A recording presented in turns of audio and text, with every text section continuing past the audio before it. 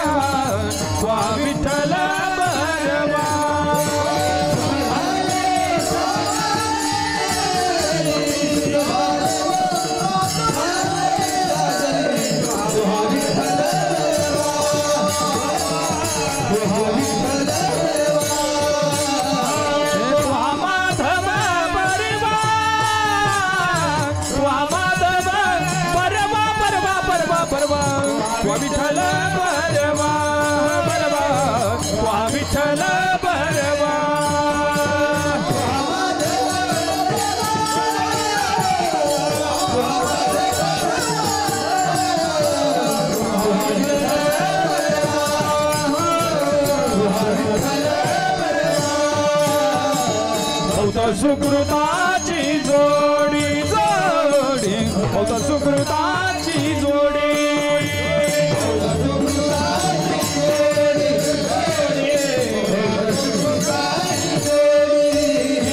म्हणून विठ्ठली आवडी म्हणून विठ्ठली आवडी आवडी तू हा विठ्ठल परवा तू हा विठ्ठल परवा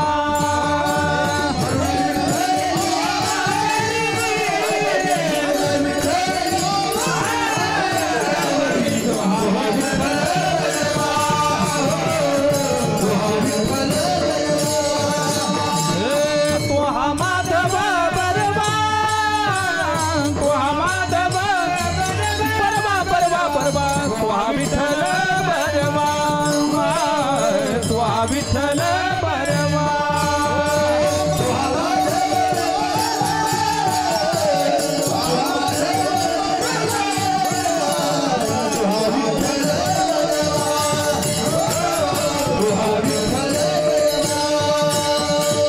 सर्व सुखाचे आगर सर्व सुखाचे आगर सर्व सुखाचे आगर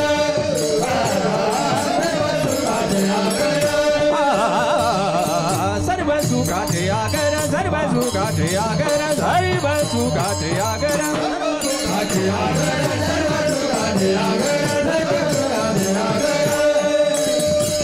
पाप रखुमा देवी वर पाप रखुमा देवी वर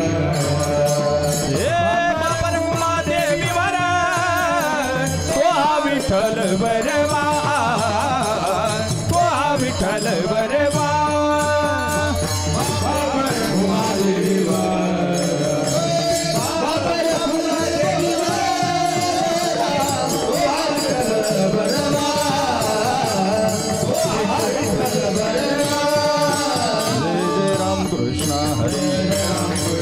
हरे जय जय राम कृष्ण हरे जय जय राम कृष्ण हरे जय जय राम कृष्ण हरे जय जय राम कृष्ण हरे जय जय राम कृष्ण हरे हरी जय जय राम कृष्ण हरी जय जय राम कृष्ण हरी जय जय राम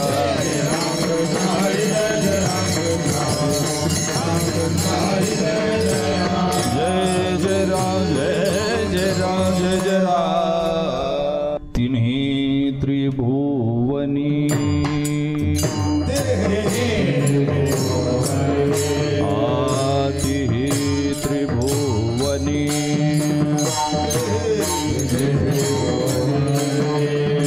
आम्ही वैभवाचे धनी आम्ही वैभवाचे धनी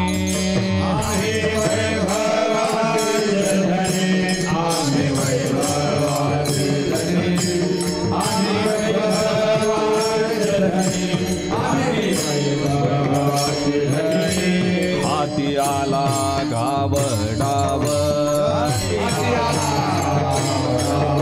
हाती आला गावडाव आमचा माय बाप देव आमचा माय बाप देव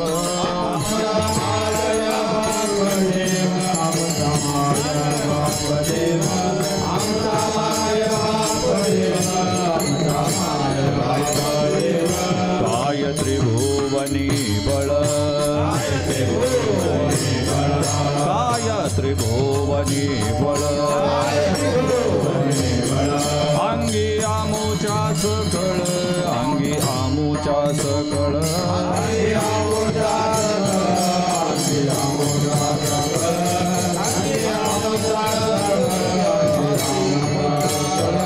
हाती आले गावडाव हाती आले गावडाव आमुचा माय बाप देव आमुचा माय बाप देव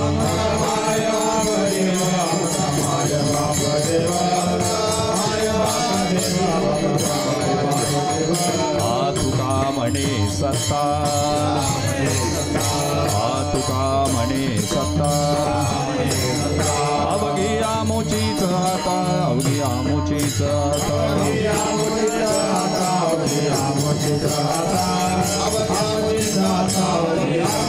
हाती आले गावडाव हाती आले गावडाव आमुचा माय बाप देव आमुचा माय बाप देव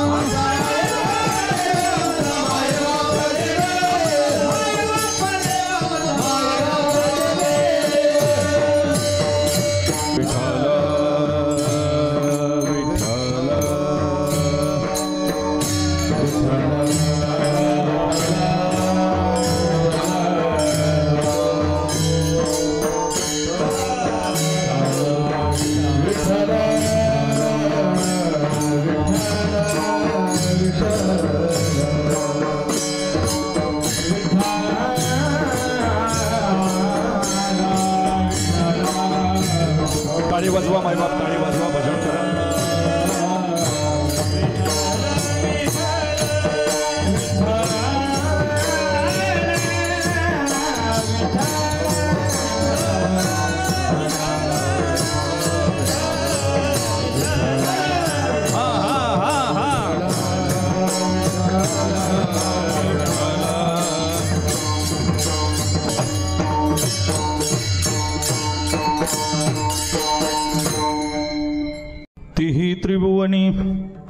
तिही त्रिभुवनी आम्ही वैभवाचे धनी हाती आले घावडाव आमुचा माय बाप देव काय त्रिभुवनी बळ अंगी आमुच्या सकळ हाती आले घावडाव आमुचा माय बाप देव तुका म्हणे सत्ता तुका म्हणे सत्ता अवघी आमोचीच आता हाती आले घावडाव आमुचा माय बापदेव योंत प्रविश मम वाचमिमां प्रसुक्तां संजीवयत्यखिल शक्तिधरस्वधाम्नां अन्यांश हस्तचरण श्रवणत्वगादीन् प्राणान् नमो भगवते पुरुषाय तुभ्यं पांडुरंगा करू प्रथम नमन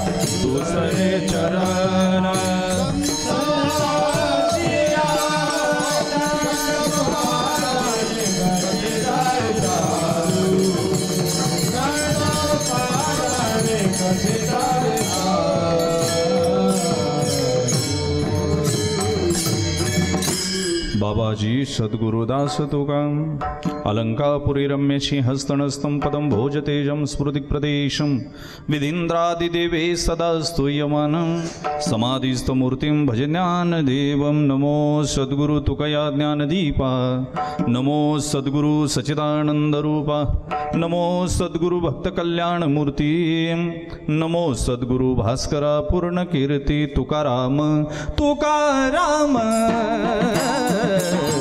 तुकाराम तुकाराम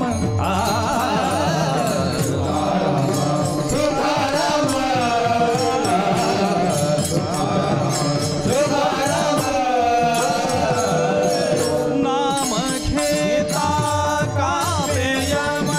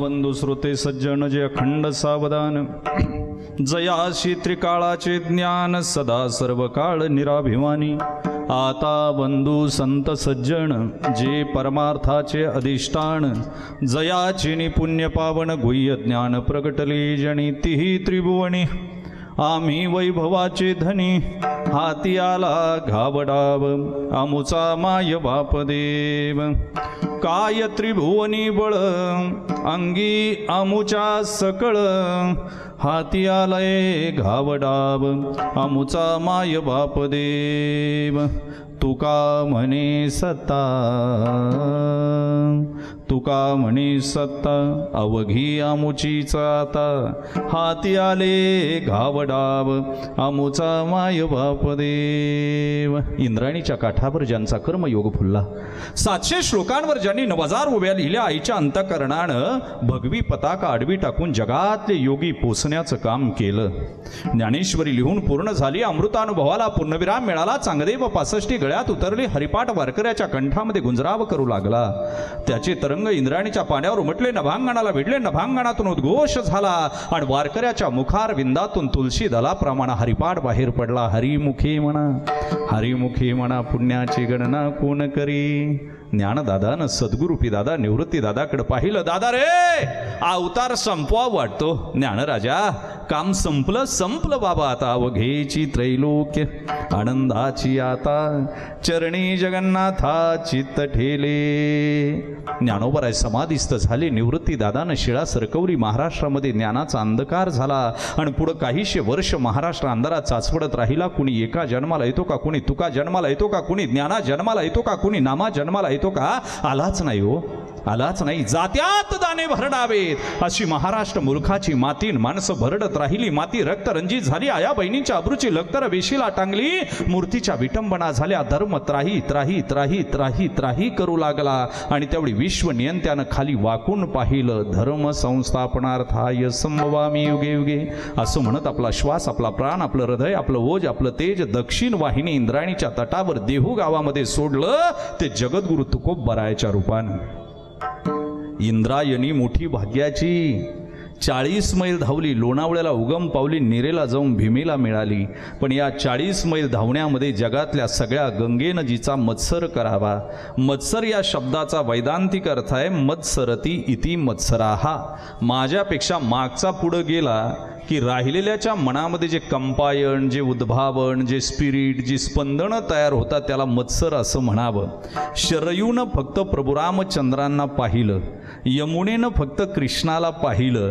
पण माझ्या इंद्रायणीनं 3 धर्मयोद्धे मांडीवर खेळवले, वाढवले, बहरवले, फुलवले आणि जगातून त्यांना निरोप देताना साश्रू नयनांनी रडली. उजव्या मांडीवर ज्यांना खेळवलं, साधकाचा मायबाप, चिंतकांचा चिंतामणी, विठोबाचा प्राण सखा, ज्ञानियांची संजीवनी, योग्यांचा मुकुटमणी, कैवल्याचा पुतळा, चंद्राची शीतलता, सूर्याची तेजस्विता, आकाशाचं व्यापकपण, धरतीचं धारिष्य, आचार्याचं आचार्यपण, देवाचं देवत्व, मातेचं मातृत्व, कर्णाचं दातृत्व, गुलाबाची कोमलता आणि समुद्राची खोली ज्यांच्याकडे होती, वात्सल्याचा पदर होता, अमृताचा पाना होता, ती विश्व माऊली ज्ञानोबराय इंद्रायणीनं उजव्या मांडीवर खेळवली.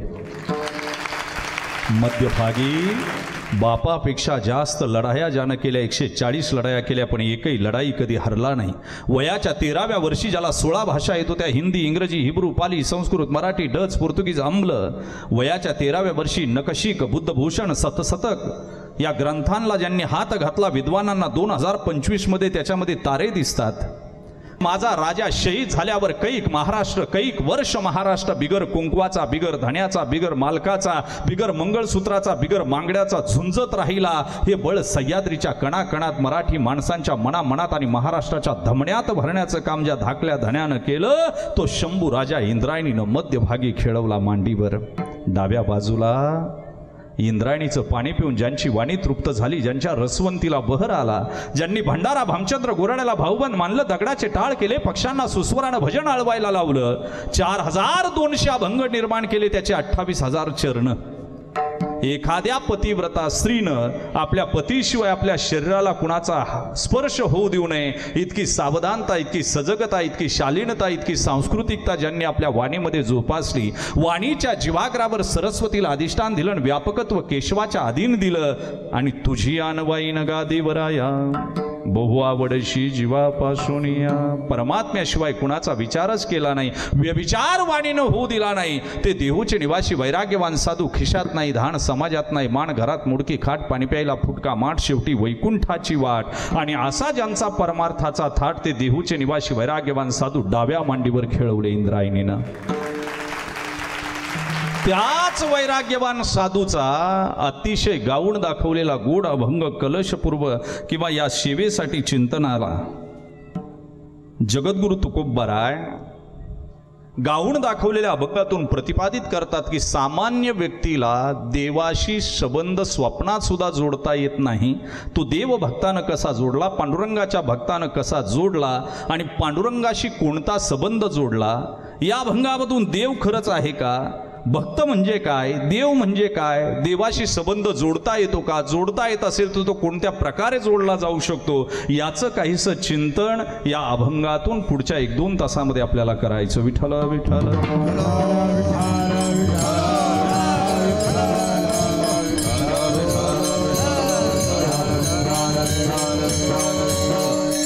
पर्व काळ आहे, वारीला लोक आसुसलेली आहे.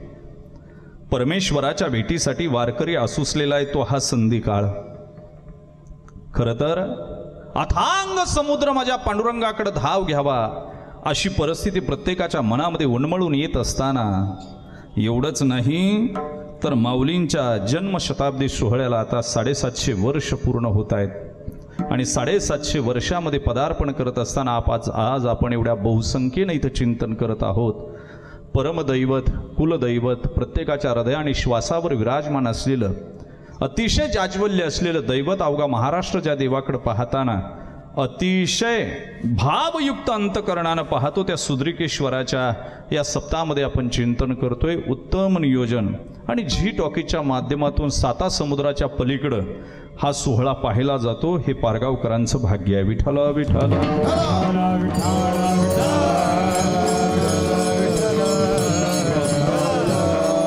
अभंग जगद्गुरु तुकोबरायचा आहे. अत्यंत साधा सरळ सोपा सुटसुटीत अभंग आहे. अवघडातलं सोपं करून सांगतात ते संत आणि सोप्यातलं अवघड करून सांगतात ती महाराज मंडळी. कोण? एकाला म्हणलो पारगावला एवढा सप्ताह चाललाय आला नाही रे तू. म्हणला महाराज निघालोच होतो पण माझी जी दुचाकी आहे तिचा जो वर्तुळाकार चक्र आहे त्याच्या स्तंभित केलेली हवा काही टोचणीमुळे प्रसारित झाली ती वायुमंडळात विस्तारली. अरे अरे अरे म्हणलं याला फक्त पंक्चर म्हणतात. त्यासाठी एवढा व्यापक तू विचार करायची गरज नाही. सोपं संत सांगतात ते सगळं सोपं आहे, काही अडचण नाही.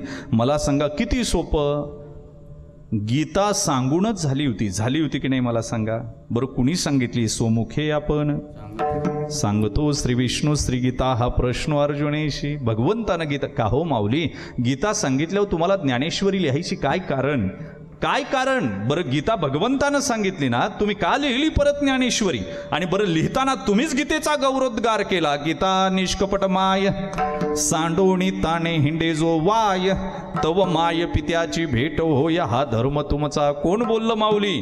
तुम्हीच बोललं की नाही गीता निष्कपट माय. का हो माऊली मग ह्या माया कपटी आहे का? माऊली म्हणले हो, जीव रूपी माय कपटी आहे. कशी आहे? कपटी आहे. एखाद्या पोराचा ओढा मृदंग वादनाकडे असतो, एखाद्या पोराचा ओढा गायनाकडे असतो, एखाद्या मुलाचा ओढा कीर्तन शिकण्याकडे असतो. त्याची आई म्हणते आमच्या कुळात असं पागल जन्मालाच आलं नाही. हे एवढंच आलं. काय पोरा लागली चट धरी वाट देवळाची. असं पोरग जन्माला आलं होतं काय? अजिबात नाही. मला सांगा काल तर सर्कशीतल्या मॅनेजरकडे एक जण गेला कुत्र्याचं पिल्लू घेऊन. मला याला पियानो वाजवता येतो. काय येतो? पियानो म्हणजे ते बँजोत नसतं का ते वाजवता येतं. तो मॅनेजर म्हणला किती पैसे घ्याल? ते म्हणलं 10 लाख रुपये. मॅनेजर म्हणला 11 लाख देतो पण एकदा वाजवून दाखवा. त्यानं त्या बॉक्समधून कुत्र्याचं पिल्लू वर काढलं, पियानो पुढं ठेवला. कुत्र्याचं पिल्लू वाजवणारच, पियानो वाजवणारच. तेवढ्यात एक कुत्री आली, त्याच्या कानाला धरलं आणि वडीत तंबूत घेऊन गेली. मॅनेजर म्हणला हे काय झालं? ते कुत्र ज्यानं आणलं होतं तो म्हणला काही नाही, ती त्याची आई आहे, त्याला डॉक्टर करायचं आहे. तुम्हाला निवंत कळेल, काही टेन्शन घेऊ नका. तसं आता दमादमानं कळत राहील कीर्तन. मला सांगा ही माय कपटी आहे. कशी आहे? कपटी आहे. अरे जीव कपटीच आहे. काल तर लग्न करून एक सुनबाई आणली आणि ती म्हणली चल तुला पारगावमधल्या सगळ्या घराची ओळख करून देते. सुनबाई मागं सुनबाई म्हणली सासूबाई आता सगळ्या साड्या वापरून झाल्या ना, तुमच्याकडे पैठणी तेवढी द्या ना घालायला. आता नवीन नवरीला कोण नाही म्हणल पैठणी दिली. सासू पुढं सुनबाई मागं अख्ख्या घरांमध्ये ओळखी करता करता करता करता प्रत्येक घरात गेलं का लोक म्हणायची आत्याबाई बसा ना खुर्ची दिल्या. ती म्हणली नाही मालू बसन. तिचं नाव मालू होतं. मालू बसन. पुढं गेल्यावर चटई दिली का म्हणायची मालू बसन. पुढं गेलं का बसा ना आत्याबाई मालू बसन. एक म्हातारी म्हणली बाई तुला मालूची लय काळजी. ती म्हणली मला मालूची काळजी नाही. शाबास तुमचं पाठच झाला. आता काय तानच घेऊ नका तुम्ही. मला सांगा हा कपटीच आहे. कशी आहे? जीव कपटीच आहे आतापर्यंत. पण का हो गीता कपटी आहे? दारू पिणाऱ्यानं वाचली तरी फळतेच, माळकऱ्यानं वाचली तरी फळतेच, चोरानं वाचली तरी फळतेच, सज्जनानं वाचली तरी. म्हणून गीता निष्कपट माय सांडो नीताने हिंडे जो वाय तव माय पित्याची भेट हो या हा धर्म तुमचा. ऐका ना, आता कुंभमेळा झाला पाठीमागे. आपल्याला जाता आलं का हो सगळ्यांना? नाही जाता आलं ना. जावं असंही काही नाही, काही नाही. निर्हेतू पद्धतीनं गेला तर यश मिळतं. अन्यक्षेत्रे कृतं पापम पुण्यक्षेत्रे विनश्यन्ति. मला सांगा, एक जण तर कुंभमेळ्याला निघाला. मी म्हटलं का चालला रे? म्हटलं आंघोळ करून येतो. म्हटलं कशाला आंघोळ करतो? म्हणला पाप घालून येतो. मग तेच मान्य करते मी पापी आहे. बरं, जिथं पाप घालवायला आंघोळ करते ना तिथलंच पाणी बाटलीत भरून घरी घेऊन येते. कुठं? मला तुमच्या डोक्याचा गोविंदा करायचाच नाही आता.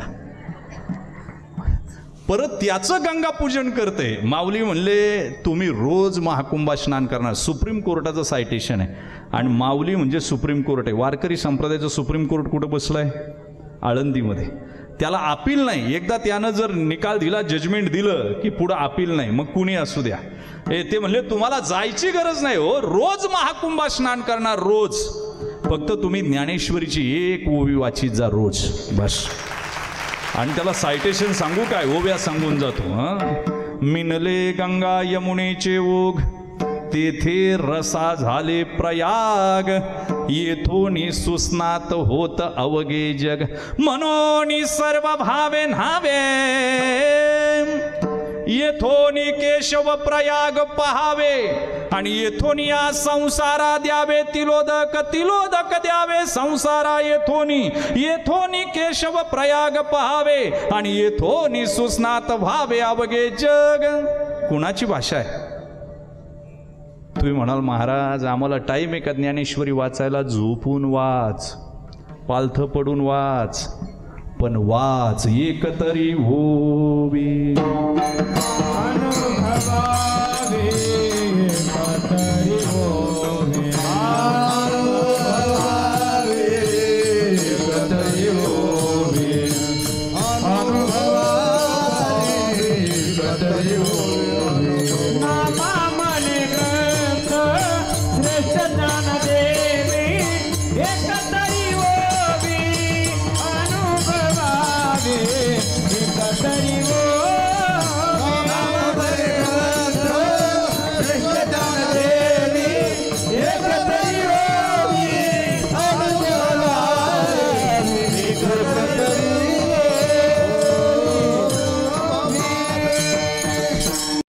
सोपा असा अभंग चिंतनाला देवाशी संबंध करता येतो का? पांडुरंगाच्या भक्तांनी केला असेल तर तो कसा केला असेल? तो विशेषत्वानं केला का सामान्यत्वानं केला? भक्त म्हणजे काय आणि पांडुरंगाचा निश्चिम भक्त होणं त्यासाठी काय करावं लागतं, आणि जर केलं तर परमात्मा रूपी फलप्राप्ती काय मिळते, याचं काहीसं चिंतन जगद्गुरु तुकोबाराय आजच्या अभंगातून करून जातात बरं का. गोड चिंतने ऐका. सगळ्यांचा संबंध देवाशी आहेच. आपण आता कीर्तन ऐकतोय, आपलाही संबंध देवाशी आहे. वारीत चाललाय त्याचाही संबंध देवाशी आहे. जो आता सध्या दारू पित असेल त्याचाही संबंध देवाशी आहे. झुराळाचाही संबंध आहे, मुंगीचाही संबंध आहे, किड्याचाही संबंध आहे, सुकराचा सुद्धा संबंध आहे. फक्त फरक एवढा आहे, त्यांचा सामान्यत्वानं संबंध आहे आणि आपला विशेषत्वानं संबंध आहे. कशाने? त्यांचा सामान्यत्वानं आहे, त्यांचा संबंध डायरेक्ट नाही. मी कधी कधी आणि ज्या अर्थी माणूस जिवंत आहे, ज्या अर्थी चैतन्य आहे, ज्या अर्थी त्याचं चलनवलन होतंय, त्या अर्थी चालवणारा परमात्मा आहे. कोण आहे? साधी आणि सोपी बाब आहे. मग जर तसं असेल तर मला एकच वाक्य बोलायचं आहे. जे विज्ञान शाखेची लोक बसली असती ना माझ्या, पृथ्वीच्या अणूपासून सूर्यमंडलातल्या ग्रहापर्यंत त्याच्या सत्तेशिवाय इथं काही चालत नाही. काय बोललो मी कळत असेल तर पहा. पृथ्वी अणू आहे, अणूची जी केंद्रक आहे, त्या केंद्रकाभोवती जी ऊर्जा फिरते त्याला इलेक्ट्रॉन असं म्हणतात. काय म्हणतात? इलेक्ट्रॉन. ती इलेक्ट्रॉन फिरण्यासाठी जी ऊर्जा लागते ना, ती सुद्धा माझा परमात्मा आहे. काय बोललो मी कळत असेल तर पहा. आणि या पृथ्वीमध्ये, पृथ्वीच्या वर गेला की ब्रह्मांडामध्ये जे ग्रह फिरतात की नाही, एकाही ग्रहाला कुठं बांधलेलं नाही, एकही ग्रहाला स्पीड लिमिट दिलेलं नाही, तरी एकमेकाला ठोकत नाही. काय नाही?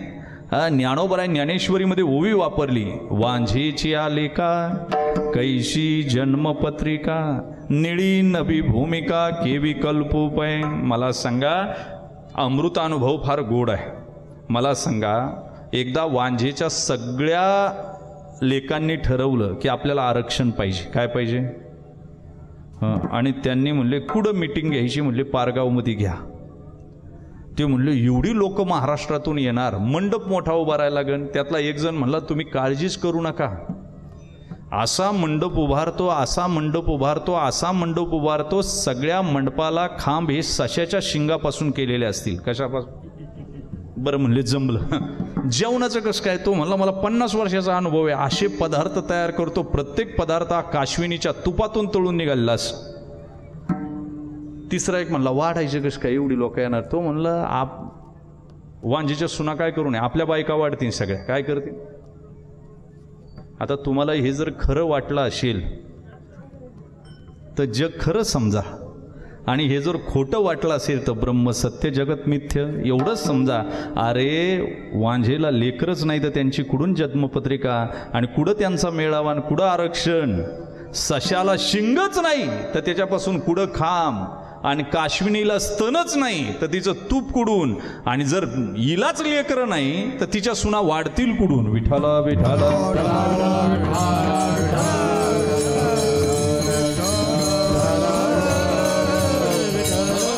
ऐका, म्हणून निळी नभी भूमिका केवी कल्पूपय. मला सांगा, ह्या आकाशाला कुठेही खांब नाही तरी खाली कोसळत नाही. कधी विचार केला का कुणी धरलंय हे? भागवतामध्ये परमात्मा सांगतात मी धरलंय, मी लिलया धदत कला, त्याच्या सत्तेशिवाय तर काही चालत नाही. हे सत्य ज्ञान आहे, मिथ्या ज्ञान नाही.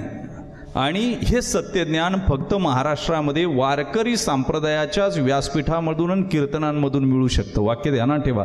बाकी जगाच्या पटलावर हे सत्यज्ञान कुणी सांगू शकत नाही. याच्याही पुढे जाऊन सांगू, संत नावाचे जे होऊन गेली एक विभूती, या संतांना एक रोग झाला होता. जे आपल्याला कळालं ते जसंच्या तसं जगाच्या कल्याणार्थ लोकांना सांगायचं. हा एक रोग होता त्यांना. सत्याच्या अधिष्ठानावर राहून जगाला आपल्याला जे कळालंय ते जसंच्या तसं सांगायचं, पण लोकांनी त्यांना पागल ठरवलं. हे दुर्दैव आहे. काय बोललो मी? लोकांनी त्यांना वेडं ठरवलं. आता लोकांच्या दृष्टीने शहाणा कोण आणि वेडा कोण याचं चिंतन करावं लागेल. काय करावं लागेल? ऐका, लोकांच्या दृष्टीने शहाणा कोणाला म्हणावं? जो चांगला शिकला, बंगला बांधला, गाडी, नोकर चाकर, गोरी गुमटी बायको केली, 2-4 पोरं जन्माला घातली, लोकांच्या दृष्टीनं तो शहाणा. 9वा अध्याय काढा माऊलीचा. शहाणा कुणाला म्हणावं? जो अभिलाष भारे दडपे तया ते सज्ञान म्हणती. जो अभिलाष, ज्याला हाव सुटली, काय झालंय, ज्याला लोभ सुटलाय आणि जे हावपड आहे त्याला शहाणी म्हणतात लोक. किती दुर्दैव आहे. मला सांगा, जे परदेशात कामाला जातं की नाही, लोक म्हणतात किती शहाणा आहे हो, अहो त्याच्या इतका पागल आणि हावपडा दुसरा कोणी नाही. आहे का नाही? मला सांगा. प्रेमाची लोक इथं सोडली, मातृभूमी इथं सोडली, नातीगुती इथं सोडली, आणि पैसे कमवण्यासाठी हाव पडल्यासारखा 7 समुद्राच्या पलीकडे गेला, आणि लोक त्याला शहाणं म्हणतात. ऐका, मग वेड कुणाला? आणि देव शहाण्यापासून 5 किलोमीटर लांब आहे. किती आहे? शहाण्याला कधी देव भेटला नाही. ज्ञानाचा गर्भ नेहमी वेड्यांच्याच पोटात वाढला. काय बोललो मी कळत असेल तर पहा. आणि हे सॉक्रेटिस पासून ते निळोबारायापर्यंत तुम्हाला काही उदाहरण सांगायचं. आईन्स्टाईन आहे, अरिस्टॉटलेस, प्रेनोय, डर्नीने, लिनने, हे तर पाश्चात्य सोडून द्या. पण मला सांगायचं आहे कुठपासून? सॉक्रेटिस पासून ते अगदी निळोबारायापर्यंत ज्ञानाचा गर्भ नेहमी प्रचंड गरिबीत आणि वेड्यांच्याच पोटात वाढतो. बाकी शहाण्याच्या पोटात कधी ज्ञानाचा गर्भ वाढला नाही आणि वाढणारही नाही. वाक्य ध्यानात ठेवा. त्याची प्रसूती कधी होणार नाही, कधीच होणार नाही. श्रीमंताची पोरं कधीच IAS IPS होणार नाही. वाक्य लिहून ठेवा. ज्या पोराला गुंड्या घालायला बाई आहे आणि ज्या पोराला शाळेत सोडवायला नोकर आहे, त्याची पोरग MPSC UPSC कधीच क्रॅक करणार नाही. लिहून ठेवा. ज्याला खायला मिळालं नाही, ज्याच्या आईच्या केसांना तेल मिळालं नाही, ज्याच्या बापानं दुसऱ्याच्या सऱ्या फोडल्या, अशांचीच पोरं MPSC करणार, UPSC पास होणार. कारण ज्ञानाचा गर्भ नेहमी गरिबीत वाढतो. पुढं वाढतो, श्रीमंतीत कधी वाढत नाही. अजून पुढं बोलू काय? मला एक सांगा, मशरूम कुठं जन्माला येतो? जशी तुम्ही पारगावकर द्राक्षाची शेती करता, तुम्ही पेरूची, डाळिंबाची शेती करता, तशी मशरूमची शेती करता काय गादी वाफे करून? मशरूम कुठं जन्माला येतं? कुजलेल्या कचऱ्याच्या डब्यात. पण खाणाऱ्यानं कधी विचार केला काय कुठं जन्माला आलं? तसं ज्ञान नेहमी गरिबीतच जन्माला आलं. श्रीमंताला तहान लागल्या पायापाशी बसून त्यांनी ऐकलं. काय केलं? आणि हे कुठपासून? सॉक्रेटिस. अरे साधी गोष्ट सांगतो ना, ऐका. जो राजा स्वर्गात गेल्यावर इंद्र उभा राहून त्याला जागा देत होता बसायला, त्याचं नाव दशरथ राजा. कोण?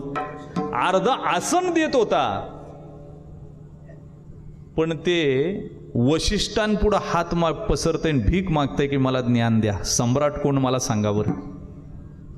त्याच्याही पुढे जाऊन सांगू, जो भोगामध्ये मग्न आहे, सोन्याच्या ताटात जेवतो, राजमहाल आहे, जनक राजा, काय कमी आहे त्याच्याकडं. पण चिमणी कोकला तर घरात दाना नाही, त्या याज्ञवल्क्याचे पाय दाबतो ज्ञानासाठी. श्रीमंत कोण आहे? अरे तो जानश्रुती राजा रैक्व मुनीच्या पाया पडतो, मला ज्ञान द्या. काय रैक्व मुनीकडे काय संपत्ती? एक छकडा, एक बैल आणि त्या गाड्यात असलेले ग्रंथ, त्याच्या खाली झोपतय आणि त्याच्या खालीच राहतय. पण रैक्व मुनीच्या पाया पडतय जानश्रुती राजा की मला ज्ञान द्या. अरे खरा श्रीमंत आणि खरा गर्भवान कोण आहे? चिंतन करण्याची गरज आहे. विठ्ठल विठ्ठल.